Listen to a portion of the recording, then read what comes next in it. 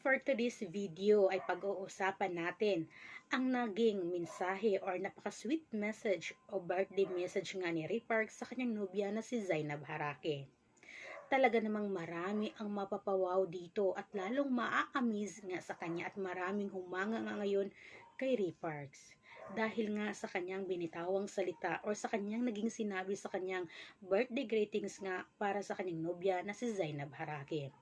Talagang marami ngayon ang napawaw dito at talagang napaka-sweet kasi ng mensahe na ito ni Ray Parks para kay Zainab. Nagdiwa nga ng ika-25th birthday si Zainab Harake at syempre hindi mawawala ang sweet message galing kay Ray Parks na talaga namang nagpapa-amaze ngayon sa lahat dahil nga sa kanyang sinabi.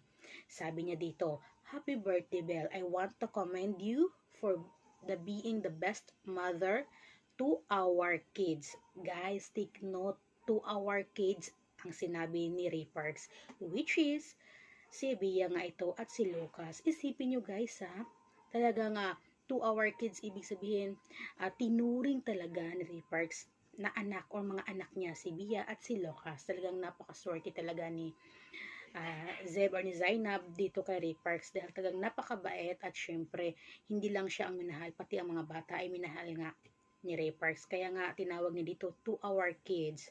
Ayan, for being such a brave and strong leader and also for your genuine heart. Ayan, I'm so proud of you and your growth. May we continue to build our future that is founded upon God's word and love. May God grant you your heart's desires. I pray for great health and God's favor. I love you. Yan nga guys, ang napakasweet message ni Ray Parks para sa nagdiwang ng kaarawan na si Zainab Harake. At marami nga dito ang napakomento at napawaw, sabi niya ng mga netizens dito, wow, to our kids. Isa talaga sa sinabi dito ni Ray Parks na nagpapawaw nga sa mga netizens at talagang pinusuan ito ng bonggang-bongga. Take note guys bihira lang po ang mga lalaki na ganito na nagmahal ng single mom at minahal din ang mga bata.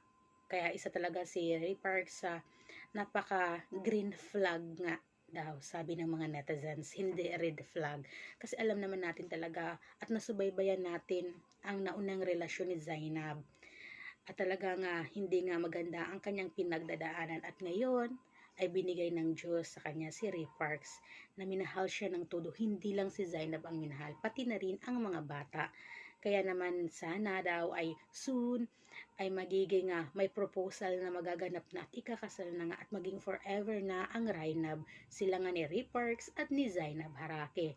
At yan nga guys, ang napaka-sweet na mensahe ngayon ni Ray Parks na I'm sure marami sa mga single mom ang makaka-relate dito na umibig nga muli ng pangalawa at syempre hindi lang ang mami ang minahal, pati na rin ang kids or ang anak. Ayan, anong masasabi niyo dito?